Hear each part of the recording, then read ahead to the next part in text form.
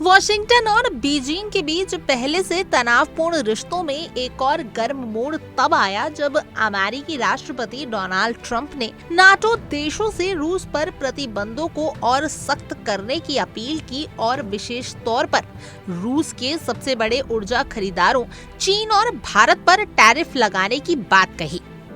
इस पर चीन ने तुरंत तीखा जवाब देते हुए अमेरिका को यह स्पष्ट संदेश दिया कि बीजिंग ना तो युद्ध चाहता है और ना ही किसी भू राजनीतिक षड्यंत्र का हिस्सा बनेगा। स्लोवेनिया दौरे पर पहुंचे चीन के विदेश मंत्री वांग यी ने सीधे तौर पर कहा, चीन न युद्ध की साजिश रचता है और ना ही उसमें शामिल होता है। दरअसल ट्रंप का ये बयान ऐसे वक्त पर आया जब यूक्रेन युद्ध की आंच अंतर्राष्ट्रीय मंचों पर फिर से तेज हो रही है।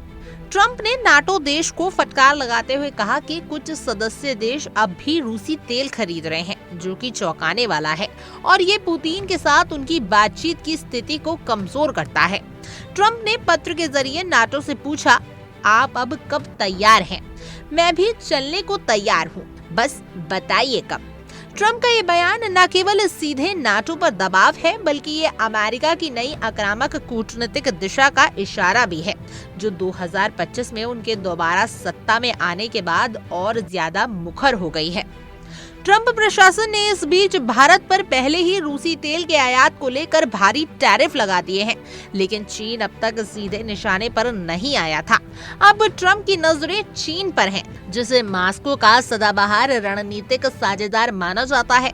ऐसे में चीन की तीखी प्रतिक्रिया स्वाभाविक थी, पर जिस अंदाज में वांग यी ने शांति का झंडा लहराते हुए वॉशिंगटन की आलोचना की, उसने इस बहस को और सियासी बना दिया। वांग ने कहा, युद्ध समाधान नहीं होते, प्रतिबंध समस्याएं और गहरी करते हैं।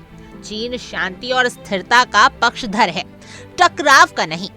G7 देशों की हालिया बैठक में अमेरिका ने अपनी पारंपरिक सहयोगियों कनाडा, फ्रांस, जापान और यूके से भी यही अपील की कि रूस को आर्थिक रूप से पंगु करने के लिए चीन और भारत जैसे बड़े खरीदारों पर भी दबाव बनाया जाए। अमेरिकी वित्त मंत्री स्कॉट ने साफ कहा कि जब तक वैश्विक स्तर पर एक संयुक्त प्रयास नहीं होगा, तब तक पुतिन की युद्ध मशीन को फंडिंग मिलती रहेगी।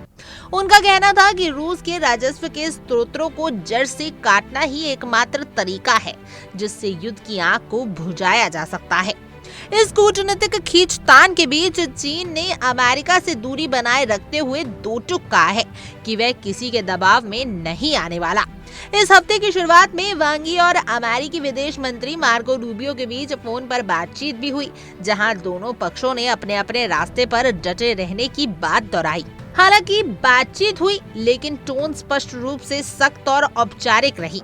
ट्रंप की ये नीति जाहिर करती है कि उनके दूसरे कार्यकाल में अमेरिका सिर्फ घरेलू नीतियों में नहीं, बल्कि वैश्विक मंच पर भी पूरी तरीके से आक्रामक रुख अपनाने को तैयार है। उनकी अपील में नाटो को जिस तरीके से कमजोर प्रतिद्वंदता के लिए घेरा गया और रूसी तेल के खरीदारों को सीधे नाम लेकर निशाना बनाया गया, उससे ये साफ तय है कि आने वाले हफ्तों में भू राजनीतिक उथल-पुथल और तेज होगी। इस सारे घटनाक्रम ने ये साफ कर दिया है कि अमेरिका अब किसी सॉफ्ट पावर की नीति से संतुष्ट नहीं रहने वाला और ट्रंप का वॉशिंगटन फिर से डील मेकर की बजाय डील डिटेक्टर बनने को तैयार है। अब इन सब के बीच सवाल ये है कि क्या चीन और भारत जैसे देश इस अमेरिकी दबाव के आगे झुकेंगे या ट्रंप के नए विश्व आदेश के सामने खड़ा होकर खुद को स्वतंत्र शक्ति साबित करेंगे।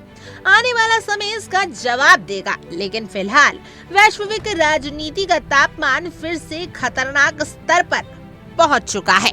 खैर, आपकी इस पूरी खबर को जानने के बाद क्या कुछ राय है, आप हमें कमेंट करें और जरूर बताएं। और ऐसी और तमाम जानकारी के लिए आप इंडिया डेली को सब्सक्राइब कर लीजिए।